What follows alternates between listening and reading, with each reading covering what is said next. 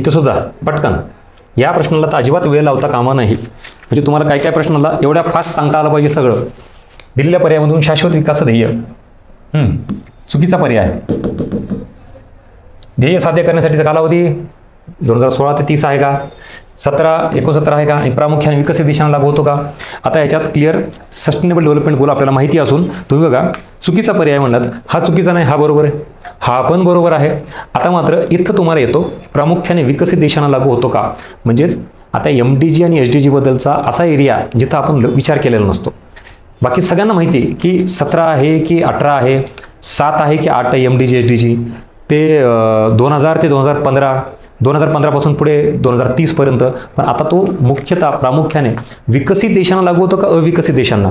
So ज्या वेळेला sustainable development गोल म्हणतो तेव्हा प्रामुख्याने विकसित नाही तर दोन्हीही देशांना लागू होतो.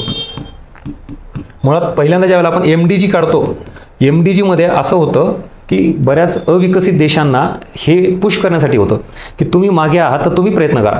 पण मग ज्यावेळेला SDG आपण आणलं जगाने तर तेव्हा असं लक्षात आलं की नाही फक्त अविकसित नाही, विकसित देशांना पण लागू करा. त्यामुळं हे SDG दोन्हीला लागू होतं, प्रामुख्याने विकसितला नाही तर दोन्हीला आहे. म्हणून हे चुकीचं आहे.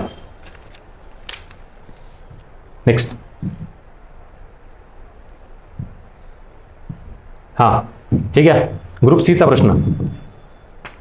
कशाचा आहे. आत्ताच हे केलं ना सस्टेनेबल डेव्हलपमेंट गोल. आणि आत्ताचा रिसेंटचा प्रश्न आहे फॉर युअर काइंड इन्फॉर्मेशन. कुठलाही एरिया माझा मी मनाने घेतला नाही, म्हणजे उगाच मी माझं नॉलेज आहे मला वाटतं म्हणून हे टाकलं अजिबात नाही. कम्प्लिटली रिसेंट PYQचा ट्रेंड विचारात घेऊन तुम्हाला मी अपडेशन देतो आहे. शाश्वत विकासामध्ये हा प्रश्न आहे, आयोगाने हिंट दिली आहे. इथं क्लिअर कट विचारले की किती ध्येय आहेत उद्दिष्ट आहेत तर 17. मग ह्याचा अर्थ आता आपल्याला MDG असेल SDG असेल त्याच्या आजूबाजूचे एरिया करून तो फॅक्च्युअल एरिया करायचा आणि त्यावर मी प्रश्न टाकलेत.